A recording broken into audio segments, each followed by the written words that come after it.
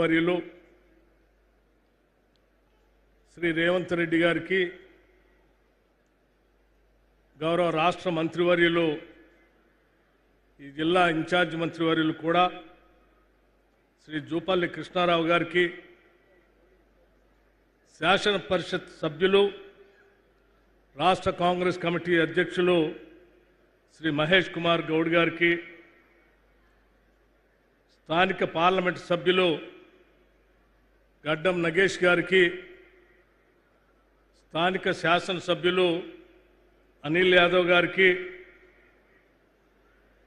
గౌరవ శాసనసభ్యులు రాష్ట్ర ప్రభుత్వ సలహాదారులు శ్రీ సుదర్శన్ రెడ్డి గారికి రాష్ట్ర ప్రభుత్వ అడ్వైజరు మరియు పార్లమెంటు సభ్యులు శ్రీ వేం నరేందర్ రెడ్డి గారికి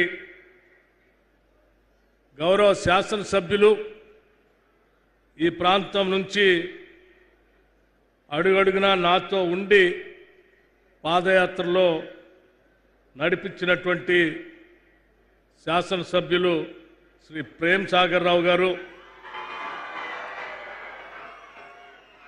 గౌరవ శాసనసభ్యులు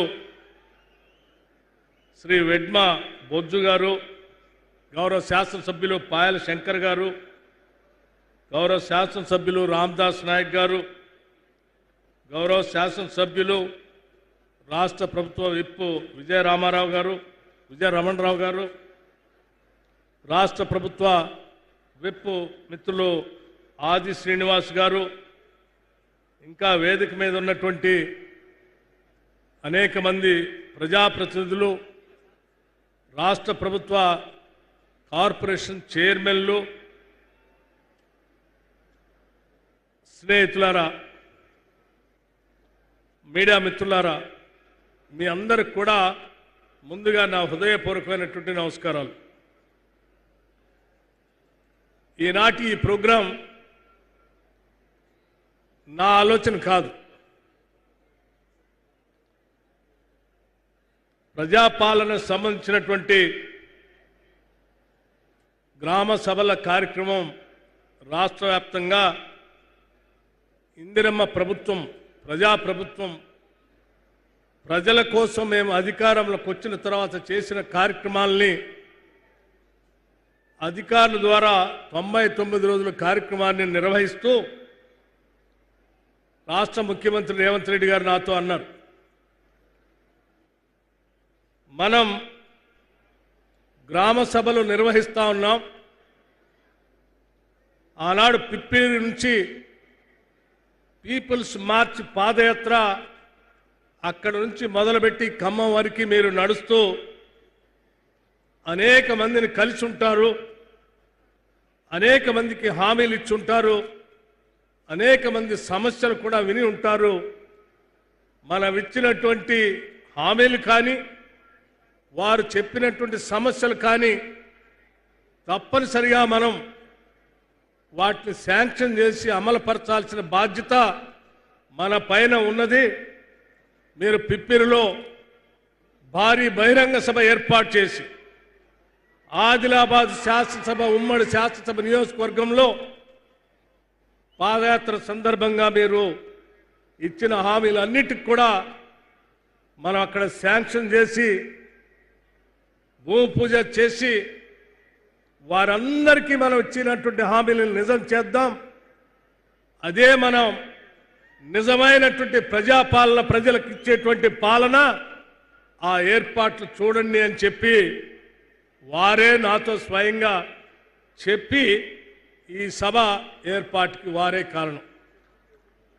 మీ అందరి తరఫున ఉమ్మడి ఆదిలాబాద్ జిల్లాలో ఆనాడు పిప్పిరి నుంచి మన్ను టెన్నల్లో మొదలుపెట్టినటువంటి ఆ పాదయాత్రలో నాతో పాటు కలిసి నడుస్తూ ఆ పిప్పిరి పాదయాత్రను, పీపుల్స్ మార్చ్ పాదయాత్రను విజయవంతం చేస్తూ ఇక్కడ సమస్యలు చెప్పినటువంటి మీ అందరి సమస్యలు పరిష్కారం చేస్తూ ఈరోజు శాంక్షన్ చేయడమే కాదు, జీవోలన్నీ ఇష్యూ చేసి 1238 కోట్ల రూపాయలతో ఈరోజు ఇక్కడ అన్నిటికి కూడా శంకుస్థాపన చేసినటువంటి సందర్భంలో మీ అందరి తరఫున నేను రాష్ట్ర ముఖ్యమంత్రి రేవంత్ రెడ్డి గారికి ప్రత్యేకంగా ధన్యవాదాలు కృతజ్ఞతలు కూడా తెలియజేస్తా ఉన్నాను.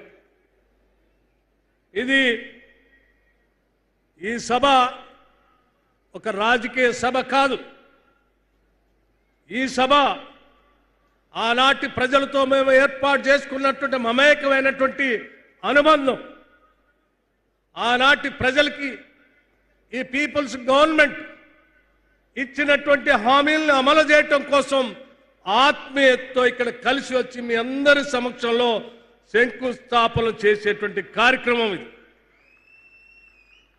రాజకీయ నాయకులు, రాజకీయ పార్టీలు అధికారంలోకి రావటానికి అనేక హామీలు ఇస్తూ ఉంటారు. వారి అధికారంలోకి రావటానికి ప్రజలతో కలిసి చెప్పినటువంటి ప్రతి మాటని నిజం చేస్తామని చెప్పి అధికారంలోకి వచ్చిన తర్వాత మర్చిపోతారు. కానీ ఈనాటి కాంగ్రెస్ ప్రభుత్వం, ఇందిరమ్మ ప్రభుత్వం, రాష్ట్ర ముఖ్యమంత్రి రేవంత్ రెడ్డి గారి నాయకత్వంలో ఉన్నటువంటి ఈ ప్రజా ప్రభుత్వం ఏ ఒక్క మాటను కూడా విస్మరించకుండా మేము పాలకులం కాదు, ప్రజలకి సేవకులం అని చెప్పి పెద్ద ఎత్తున ప్రజా సంక్షేమం కోసం చేస్తున్నటువంటి అనేక కార్యక్రమాలు, ఆ కార్యక్రమాల ద్వారా మాకు వచ్చేటువంటి తృప్తే మేము ఈరోజు అందించేటువంటి పాలనని ఈ సందర్భంగా మీ అందరికీ మనవి చేస్తాము. అధికారం అంటే అది ఒక హోదానో, అధికారం అంటే అందల వెక్కి పెత్తనం చేయటమనో ఆలోచన మా కేబినెట్లో ముఖ్యమంత్రి గారికి కానీ సహచర మంత్రులకు కానీ ఏ ఒక్కరికి లేదు. కాబట్టే కేవలం 2 సంవత్సరాలలో ఆనాటి కాంగ్రెస్ పార్టీ ఆధ్వర్యంలో ఎన్నికల కంటే ముందు ఇచ్చినటువంటి హామీలన్నింటినీ కూడా, గ్యారంటీలన్నింటినీ కూడా దాదాపు 99% ఇచ్చిన గ్యారంటీలన్నింటినీ అమలు చేస్తున్నటువంటి ప్రజాప్రభుత్వం మన ప్రభుత్వానికి గుండెల నిండా ధైర్యంగా నేను చెప్పగలుగుతా ఉన్నాను. ఆనాడు ఈ ప్రాంతంలో నడిచినప్పుడు ఇల్లు లేని పేదవాళ్ళు కలిసి ఇల్లు కావాలని 10 సంవత్సరాల నుంచి గోడు వెళ్ళబుచ్చుకున్నాం, మాకు ఇల్లు రావట్లేదనంటే ఆనాడు భారీ బహిరంగ సభలతో ఆనాటి రాష్ట్ర కాంగ్రెస్ కమిటీ అధ్యక్షుడిగా రేవంత్ రెడ్డి గారు ఒక పక్కన పీపుల్స్ మార్చి పాదయాత్రతో ఇంకో పక్కన సిఎల్పి లీడర్గా నేను ఇచ్చినటువంటి ఏ ఒక్క హామీని మర్చిపోకుండా అమలు చేయాలనేటువంటి ఆలోచనతోనే 22,500 కోట్ల రూపాయలు ఖర్చు అవుతున్నప్పటికి కూడా పేదవాళ్లకి ప్రతి శాసనసభ నియోజకవర్గంలో 3,500 ఇళ్లని, 4,50,000 ఇళ్లని ఒకటేసారి శాంక్షన్ చేసి పేదల పక్షాన ఈ రాష్ట్ర ప్రభుత్వానికి ఉన్న చిత్తశుద్ధిని నిరూపించినటువంటి ప్రభుత్వం ఇది. ఆలోచన చేయండి. రైతు భరోసా ఇస్తామని చెప్పటమే కాదు, పెద్ద ఎత్తున 9 రోజుల్లో 9,000 కోట్ల రూపాయలు రైతుల అకౌంట్లో వేశాం. నిన్న కూడా రైతు భరోసా పేరు మీద అకౌంట్లో ప్రతి రైతు అకౌంట్లో డబ్బులు వేసుకుంటూ పూర్తి స్థాయిలో అందరికీ రైతు భరోసా వేసేటువంటి కార్యక్రమానికి నాంది పలికాం. అట్లాగే 200 యూనిట్లు ఉచిత కరెంట్ ఇస్తామని చెప్పి పెద్ద ఎత్తున 52 లక్షల కుటుంబాలకి ఈరోజు రాష్ట్రంలో ఉచిత కరెంట్ ఇస్తా ఉన్నాం. ఆడబిడ్డలందరినీ కూడా మహాలక్ష్మిలాగా పూజిస్తామని చెప్పినట్టుగానే ఈ ప్రభుత్వం అధికారంలో రాగానే శాసనసభలో శాసనసభ్యులుగా మేమందరం ప్రమాణ స్వీకారం చేసిన అరగంటలోనే శాసనసభల ప్రాంగణంలోకి ఆర్టీసీ బస్సులు తెప్పించి ఈ రాష్ట్రంలో ఉన్న మహిళలందరికీ ఉచిత బస్సు ప్రయాణం నిజం చేసినటువంటి ప్రభుత్వం ఈ ఇందిరమ్మ ప్రభుత్వం. దాదాపు 300 కోట్ల సార్లు ఈ రాష్ట్రంలో ఉన్నటువంటి మహిళలు ఉచితంగా ఆర్టీసీ బస్సులో ప్రయాణం చేస్తే రాష్ట్ర ప్రభుత్వం మీ తరఫున 10,000 కోట్ల రూపాయల్ని ఆర్టీసీకి రాష్ట్ర ప్రభుత్వం ఈ రాష్ట్రంలో ఉన్న మహిళల తరఫున డబ్బులు కట్టిన సంగతి కూడా ఈ సందర్భంగా మీ అందరికీ మనవి చేస్తా ఉన్నాను. అంతేకాదు ఈరోజు రాష్ట్రంలో తీసుకునే ప్రతి కార్యక్రమం కూడా పెద్ద ఎత్తున అమలు చేస్తూ ఆ కార్యక్రమాన్ని ముందు తీసుకుని పోయే కార్యక్రమంలో భాగంగా నేను ఒక విషయం చాలా స్పష్టంగా చెప్పదలుచుకున్నాను. ఈ రాష్ట్ర ప్రభుత్వానికి మానవత్వం ఉంది. మానవీయ కోణంతో మనం అనేక దశాబ్దాలుగా ఉంటూ ఉన్నాం. ఒక సామాజిక నిర్మాణం, అంతరాలు లేని సమాజాన్ని, సామాజిక విభేదాలు లేనటువంటి సమాజాన్ని నిర్మించాలనేటువంటి అనేక మంది మాట్లాడేటువంటి మాటలను మాత్రమే వింటూ వచ్చాం. కానీ ఈనాటి ప్రభుత్వం ఈరోజు మీ అందరి సమక్షంలో ఇవాళ శంకుస్థాపన ఫలకాలను ఇక్కడ వేసినటువంటి young India integrated residential school ఒక్కసారి ఆలోచన చేయండి. ఇది వినటానికి ఒక స్కూల్ లాగానే మీరు వింటూ ఉండొచ్చు. కానీ సామాజిక అంతరాలు లేనటువంటి ఒక సమాజాన్ని నిర్మించాలని విద్యాశాఖ చూస్తున్నటువంటి రాష్ట్ర ముఖ్యమంత్రి రేవంత్ రెడ్డి గారు ఒక ఆలోచన చేశారు. 200 కోట్ల రూపాయలతో కనీసం 20 నుంచి 25 ఎకరాల ప్రాంగణానికి తగ్గకుండా ప్రపంచంలో ఉన్నటువంటి అన్ని వసతులతో ఇంటర్నేషనల్ స్టాండర్డ్స్లో మన రాష్ట్రంలో పుట్టినటువంటి బిడ్డలకు కూడా అన్ని వర్గాల వాళ్ళు ఒకటే ప్రాంగణంలో చదువుకోవాలి. చిన్ననాటి నుంచే ఒక వసుదైక కుటుంబంగా సమాజంలో అంతరాలు లేని విధంగా ఎదగాలనే ఉన్నతమైనటువంటి ఆలోచనతో ఈ రాష్ట్రంలో దాదాపు 100 స్కూళ్ళని, ఈ రాష్ట్రంలో 100 రెసిడెన్షియల్ స్కూల్ని, యంగ్ ఇండియా ఇంటిగ్రేటెడ్ రెసిడెన్షియల్ స్కూల్స్ని శాంక్షన్ చేసినటువంటి ఘనమైన చరిత్ర ఈ రాష్ట్ర ప్రభుత్వానికి. బహుశా ఈ దేశంలో ఏ రాష్ట్రంలో కూడా ఇటువంటి విధానం లేదు. ఈరోజు 3 schools, young India integrated residential schools ఇక్కడ శంకుస్థాపన చేశాం. ఇటువంటి స్కూల్స్లో చదువుకున్నటువంటి బిడ్డలు అక్కడ అంతరాలు లేనటువంటి సమాజాన్ని చూస్తారు. ఒక మరో ప్రపంచాన్ని నిర్మించడం కోసం ఒక ఉన్నతమైనటువంటి ఆలోచనతో ఈ రాష్ట్ర ప్రభుత్వం ముందుకు పోతుందని చెప్పడం కోసం నేను ఉదాహరణగా చెప్తా ఉన్నాను. అంతేకాదు, వాటితో పాటు ఈరోజు పెద్ద ఎత్తున ఈ రాష్ట్ర ప్రభుత్వం ఈ సంవత్సరంలో పెట్టినటువంటి కొన్ని పథకాలు కూడా చూస్తే నిజంగా అనేక రాష్ట్రాల్లో ఉన్నటువంటి నాయకులు, ప్రభుత్వాలు ఫోన్లు చేసి అడుగుతూ ఉన్నారు, ఎలా చేయగలుగుతున్నారు మీరని. ఈరోజు మనం గతంలో చూసాం, 2014 నుంచి 18 ప్రాంతంలో అనేక మంది రైతాంగ సోదరులు ఆత్మహత్యలు చేసుకుంటే వాళ్ళకి ₹1,00,000 చనిపోయిన కుటుంబానికి ఇస్తామంటే ఆ ₹1,00,000 కోసం తిరిగిన కుటుంబాలు చూసాం. ఆలోచన చేసింది ఈ ప్రభుత్వం. ముఖ్యమంత్రి గారు ఒక ఆలోచన చేసి, అన్న మనం ఈ రాష్ట్రంలో పుట్టడం మన వాళ్ళ అదృష్టంగా భావించాలి, ఈ రాష్ట్రంలో పెరగటం మన కుటుంబాల అదృష్టంగా భావించాలి, ఈ రాష్ట్రంలో పుట్టిన ప్రతి కుటుంబం కూడా నేను నిర్భయంగా ఈ రాష్ట్రంలో బతకగలుగుతున్నాను, ఒక భరోసాతో కూడినటువంటి ఒక ధైర్యాన్ని ప్రతి కుటుంబానికి ఇచ్చేటట్టుగా మనం ఒక పథకాన్ని తీసుకొని రావాలని చెప్పి ఈరోజు ఇందిరమ్మ ఆత్మీయ భరోసాని దురదృష్టవశాత్తు ఒక కుటుంబంలో ఏదైనా ఆ కుటుంబ యజమానికి ఏదైనా జరిగితే ఆ కుటుంబం తలకిందులు కాకుండా ఉండటం కోసం ప్రతి కుటుంబం, రాష్ట్రంలో ఉన్న అన్ని కుటుంబాలకి 5 లక్షల రూపాయలతో ఇందిరమ్మ బీమా పథకాన్ని ప్రవేశపెట్టిన ఏకైక ప్రభుత్వం ఈ దేశంలో ఏదైనా ఉందంటే అది మన ప్రభుత్వం. ఆలోచించేయండి. చిన్నప్పటి నుంచి చూస్తా ఉన్నాం, ఆదిలాబాద్ లాంటి జిల్లాలో పిల్లలు చదువుకోవటానికి పాఠశాల పోవాలంటే అర్ధాకలతో వెళ్ళటమో, కడుపుతో పాఠశాలకు వెళితే ఆ చెప్పేటువంటి పాఠాలు తలకెక్కక ఇబ్బంది పడటం చూసినటువంటి ఆలోచనలో గ్రామీణ ప్రాంతం నుంచి వచ్చినటువంటి వ్యక్తిగా, విద్యాశాఖను చూస్తున్నటువంటి ముఖ్యమంత్రిగా ఒక ఆలోచన చెప్పారు. ఈ రాష్ట్రంలో ఏ పేదవాడు కానీ ఏ బిడ్డ కూడా కడుపుతో పాఠశాలకు వెళ్ళటానికి వీల్లేదు, పాఠశాల వినటానికి వీల్లేదు. ముందుగా పాఠశాలకు వచ్చిన తర్వాత ప్రభుత్వ పాఠశాలలో చదివేటువంటి ప్రతి బిడ్డకి ఉదయాన్నే అల్పాహారం ఇచ్చి, అల్పాహారంతో పాటు ఒక గ్లాస్ పాలు కానీ, మిగతా 3 రోజులు ఒక గ్లాసు రాగి జావా కానీ ఇచ్చి ఒక పోషక ఆహారాలతో కూడినటువంటి విద్యార్థులకి మనం పాఠశాలలో విద్యాబుద్ధులు నేర్పితే ఆ విద్యార్థి ప్రపంచంతో పోటీ పడతాడు. అక్షరాన్నే ఒక ఆయుధంగా మార్చుకొని తన కుటుంబమే కాదు ఈ సమాజాన్ని కూడా పైకి తీసుకొని వస్తాడు. అటువంటి అక్షరాన్ని మనం ప్రతి రాష్ట్రంలో పుట్టిన ప్రతి బిడ్డకి ఒక ఆయుధంగా అందిద్దాం. దానికోసం ఎన్ని వేల కోట్లైనా పర్వాలేదు మనం పెడదామని చెప్పి ఈరోజు అటువంటి పథకాన్ని మనం ఈ రాష్ట్రంలో పెట్టాం. ఆలోచన చేయండి.